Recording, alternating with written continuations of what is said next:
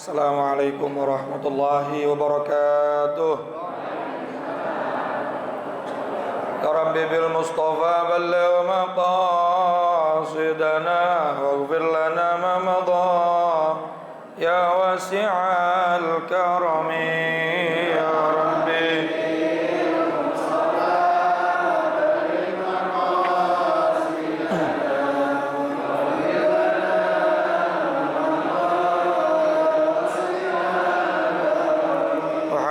Sayyidul kaunaini wa thaqalain wal fariqaini min urbin wa min ajami ya Rabbi.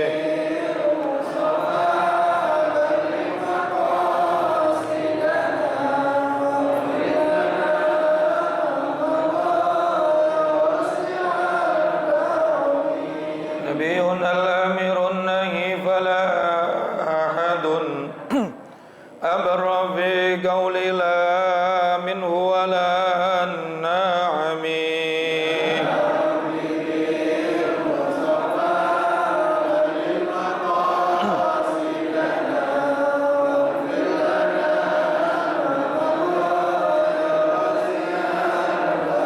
هو الحبيب الذي ترجى شفاعته لكل هول من الأهوال مقتحم يا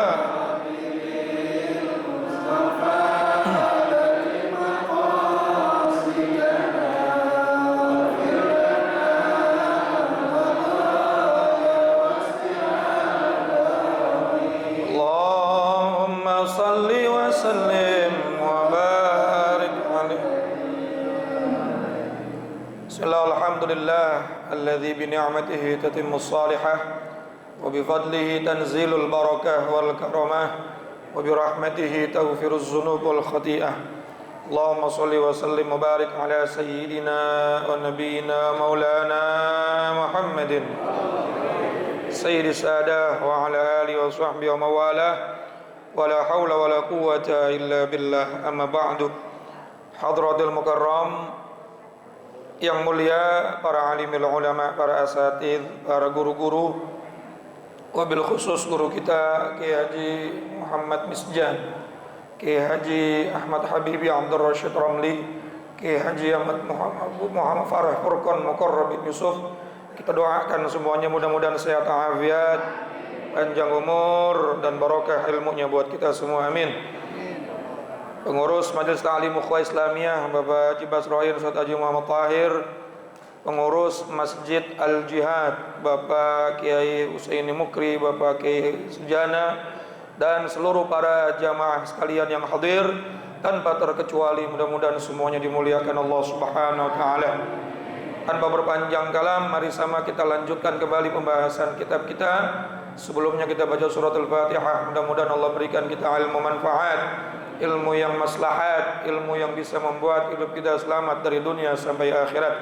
Ala hadhihi niyyah wa ala kulli niyatin salihah wa ala man nawa salafus salih wa ila hadratin Nabil Mustafa sayyidina wa habibina wa syafi'ina wa maulana Muhammadin sallallahu alaihi wa alihi wasallam wa ala alihi wa azwajihi wa zurriyyatihi wa ali baitil kiram. Nakhusu khasatan li hadrati muallifil kitab Sayyidi Syekh Zainuddin bin Ali Al-Malibari Al-Fannani, Sayyidi Syekh Nawawi bin Umar Al-Jawi Al-Bandani, wa usuli ma furu'i mawdu' al-huquqi alayhim ajma'in. Anallahu yu'ni darajatin fil jannah, yu'idu alayna min barakatihim wa asrarihim wa anwarihim wa ulumihim wa nafahatihim fid dini wad dunya wal akhirah. Wa ila arwahi walidina wa abaina jami'al muslimina wal muslimat wal mu'minina wal mu'minat الأحياء منهم والأموات إلى حضرة النبي. الفاتحة.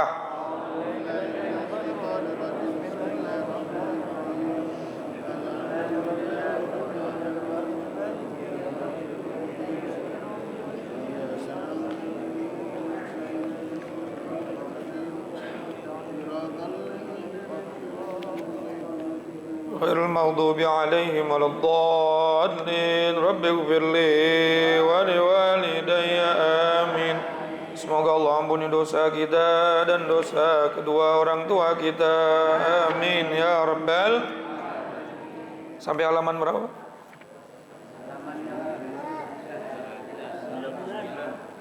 Halaman 9. Bismillahirrahmanirrahim. Qala al-musannif rahimallahu ta'ala wa nafa'na bi'ulumihi wa amadna bi asrari fid dharaini amin. Wa la tatlub sukhtar rabbi biridal makhluqin.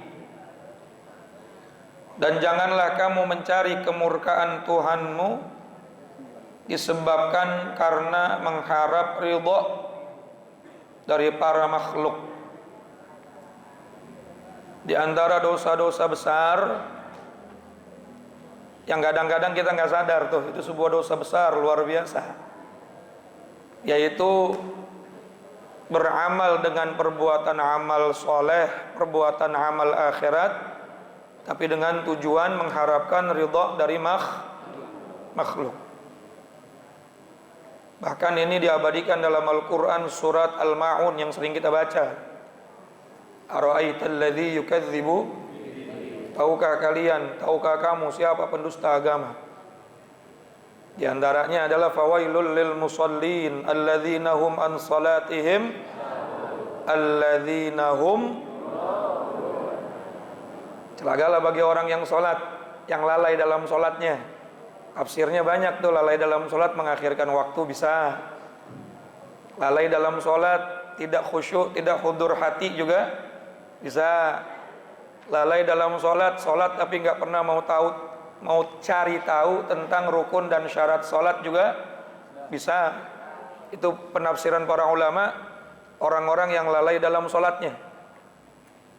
Tetapi dalam ayat itu dijawab sebetulnya orang yang paling lalai dalam sholatnya itu adalah alladzina hum yura'un. Mereka yang senantiasa yura'un, riya.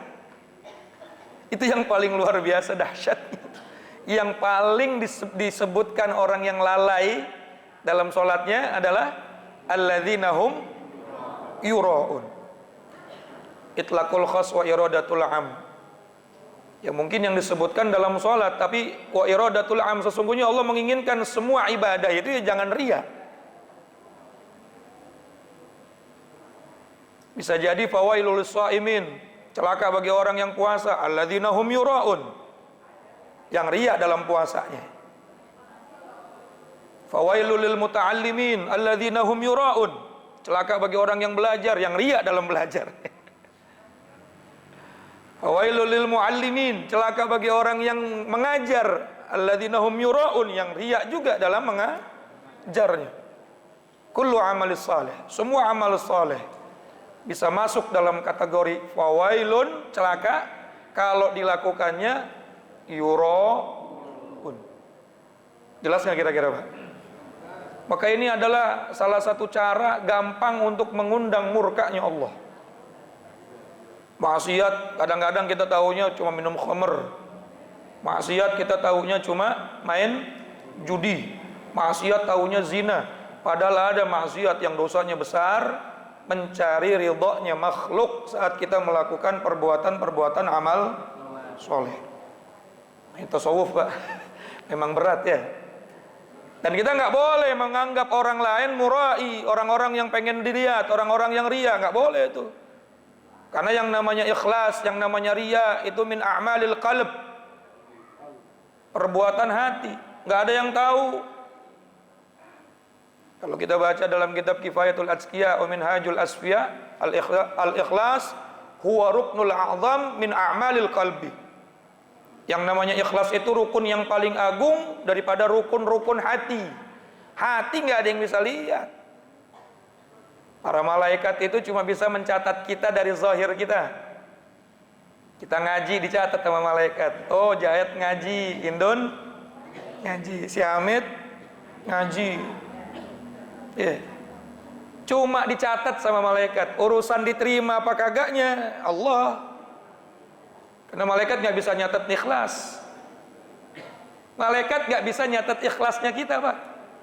Pada saat diserahkan nih, ya Allah, buku catatan amal baiknya si Jahid misalnya, Wah, Allah nggak terima tuh.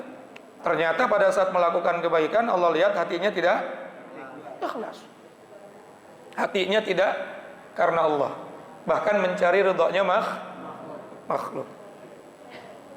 Sehingga Al-Imam Fudail bin Iyad rahimahullah ta'ala di dalam kitab Syu'bil Iman, tapi Syu'bil Imannya bukan yang ini ya, kitab Syu'bil Iman karya Imam Al-Baihaqi, juz 5 halaman 374, beliau mengatakan tarkul amal min ajlin nas riya, meninggalkan amal soleh karena manusia hukumnya riya.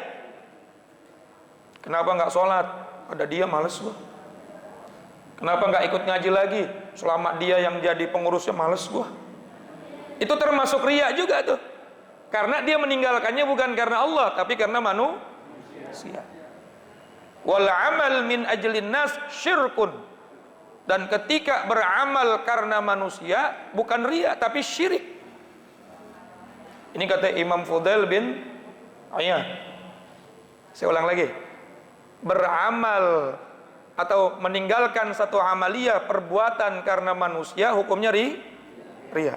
Gak mau melakukan kebaikan disebabkan karena ada seseorang di situ. Jadi bukan karena Allah dia ninggalinnya, tapi karena seseorang. Itu pun dosa. Mengerjakan perbuatan baik karena manusia bukan riya lagi, kata Imam Fudail bin Iyad. Syirkun, syirik. Sebagian mengatakan syirkul khafi, syirik yang samar. Tapi beliau mengatakan syirkun, udah jelas tuh syirik. Karena tujuannya bukan manusia, bukan Allah tapi manusia. Syarahnya kitab Hidayatul Azkiyah atau Kifayatul Azkiyah dikatakan bahwa maratibul ikhlas itu 3. Yang paling tinggi martabat ikhlas itu adalah seseorang melakukan ibadah apapun karena Allah. Tidak ada tujuan selain Allah. Libtigha mardhatillah. Cuma kepengen mendapatkan ridhonya Allah Subhanahu wa ta'ala. Kagak mikir neraka, kagak mikir sorga. Kagak mikir neraka, kagak mikir sorga. Udah karena Allah. Itu martabat ikhlas yang paling tinggi. Di bawahnya ada tuh martabat ikhlas yang kedua, yaitu pengen tami'an litsaubi wa harban minal iqabi. Berharap dari ibadahnya dapat pahala, berharap karena ibadahnya dia masuk ke dalam surga, berharap dari ibadahnya dia dijauhkan daripada api neraka. Ini juga termasuk ikhlas, tapi derajat nomor 2. Yang terakhir derajat ikhlas paling bawah. Bukan cuma pengen dapat ridha Allah, bukan cuma pengen dapat surga, pengen dijauhkan dari neraka, tapi juga kepengen mendapatkan fadilahnya di dunia. Barokahnya waqiah, mudah-mudahan cepat kebayar utang. Barokahnya ngaji, mudah-mudahan urusan saya lancar. Dia masih berharap fadilah di dunia, boleh nggak? Boleh, tapi ini masih derajat ikhlas yang paling dasar, yang paling bawah. Sementara yang paling tinggi adalah betul-betul lillahi, selama tujuan memintanya dan berharapnya kepada Allah Subhanahu wa ta'ala itu masih dalam koridor ikhlas. Saya ulang lagi, Bu, di sini yang ngaji bukan sono lagi karnaval. Orang ngeliatin sono.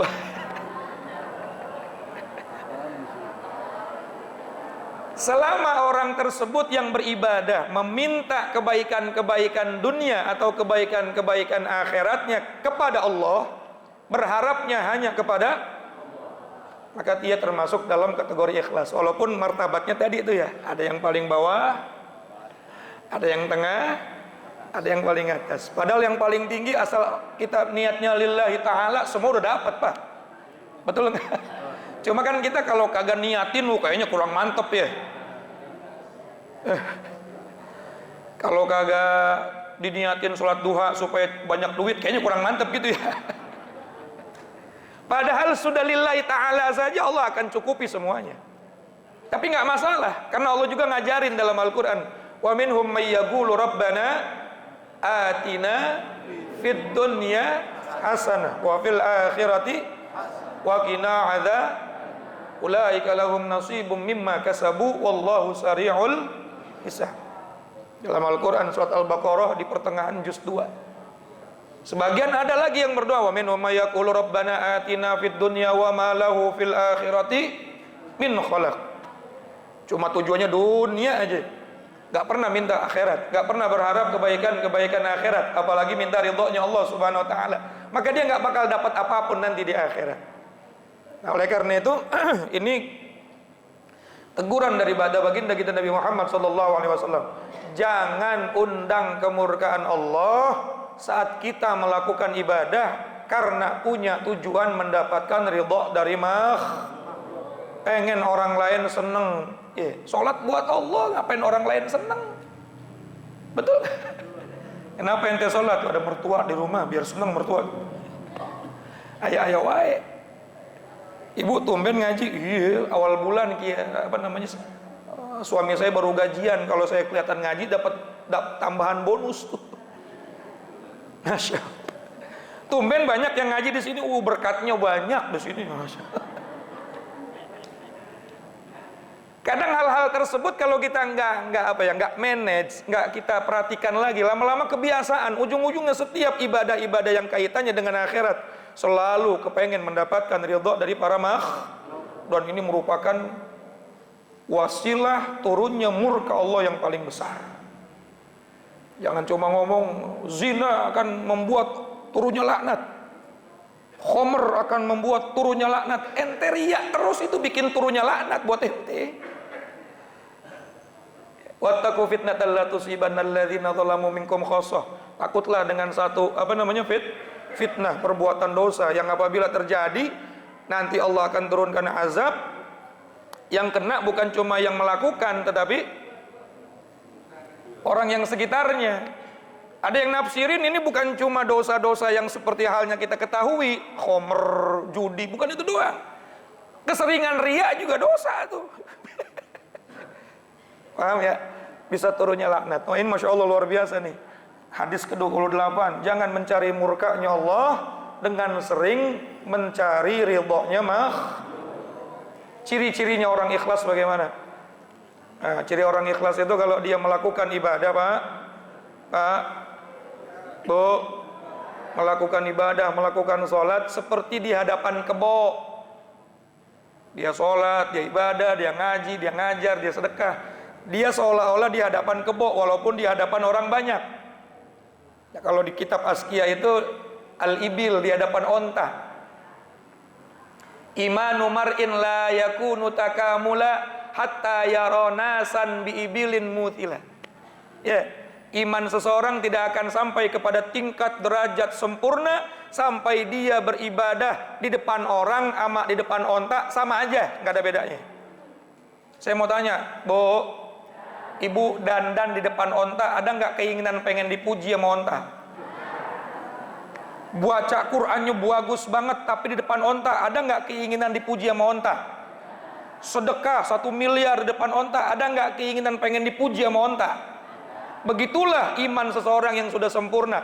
Mau di depan camat, depan lurah, depan orang ganteng, depan orang jelek, sama aja hatinya. Nggak ada keinginan mendapatkan pujian dari paham ya kira-kira ya? Tapi bukan berarti nganggap semua manusia kayak onta, bukan. Artinya seolah-olah kita beribadah di depan onta, nggak ada keinginan sama sekali dalam hati pengen mendapatkan perhatian dari nggak ada orang dalam sholatnya, ibadahnya, ngajinya, zikirnya, puasanya, sedekahnya kalau di depan onta puji gua dong, ada nggak? Agak ada. Begitulah keadaan iman seseorang kalau memang dia sempurna ikhlasnya. Maka di hadapan siapa saja sama karena tujuan dia mendapatkan ridhonya Allah. Tidak berkurang semangatnya dengan sedikitnya manusia. Tidak bertambah semangatnya dengan banyaknya manusia. Bisa nggak kira-kira? Kayaknya wajah-wajah orang ukhuwah Islamiyah bisa semua ini. Nah, kalau udah bisa semua nggak usah saya terusin udah. Insya Allah, itulah ikhlas ya. Ikhlas itu seperti surat Al-Ikhlas. Ya, kagak ada namanya.